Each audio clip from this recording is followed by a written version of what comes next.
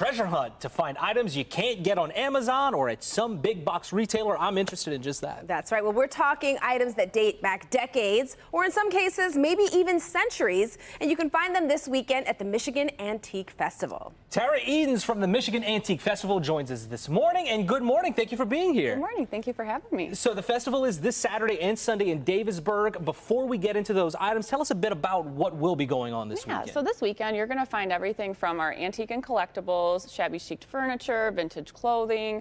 We have a whole pavilion of just made in Michigan products with small business owners. So there's really a little bit of everything. All right. Well, we've got a little bit of everything here on the table right now. Let's start talking about what is trending in collectibles and antiques. Yeah. So what we're seeing a lot right now is a lot of buying and repurposing of like old furniture. A lot of furniture nowadays, a lot of affordable furniture nowadays is not made with the quality it once was. Right. So we're seeing a lot of people buy vintage pieces of furniture, repurpose them, sell them.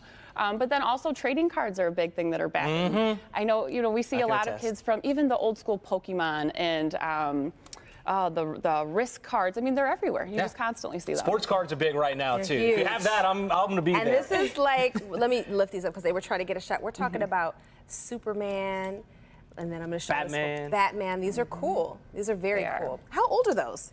So these ones, to my understanding, are about the 80s. I think the Superman might be late 70s, I believe. Wow. So people have stories about everything that they collect and also things that they find.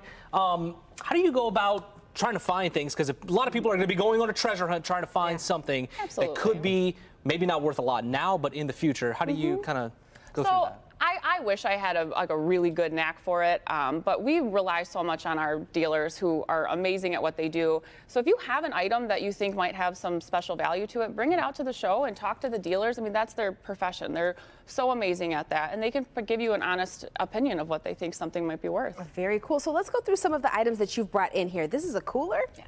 Let's go through them. So this is a Pepsi Cola cooler from 1960. Wow. And our dealer, when we had asked to borrow this lovely cooler, because it is for sale this weekend, she'd said that she has come across them before, but never in this condition, with the hardware still intact, the bottle opener still functional. I mean, and she said it truly still functions as a perfect cooler. So that is a gem, definitely, for someone. It opens and closes well. It does, and it locks and everything. Look at that. And what else do we have? What is this? So this really is a caught my eye. 1952 Crosley radio, and it looks and functions just as you would assume, but one of our dealers actually turned it into a Bluetooth. So you can link your Oh, that is cool. So mixing the vintage with the modern, That is very cool. Absolutely. And then an old school alarm clock? Yeah, so it's funny, these little Minnie Mouse, this one's from they made them like the 60s and 70s, so around that time, but they still work. The King, by the way, that would be perfect for a basement if somebody has a space I know, for that. well, especially with the King being coordinated this weekend. Yeah, I know. Oh, there we go. Yeah, you might fetch a huge price for that one. Burger King is obviously still very much alive and well, but you just don't see him as frequently. So it's kind of one of those things. They brought the campaign back, and this is kind of the original. Exactly. That's very cool. All right, so what else is happening at the Antique Festival besides antiquing? Yes, so we have an amazing classic car show that's going to be taking place. When you're out there, there's going to be a DJ. You have a chance to get on the car show calendar for the following year.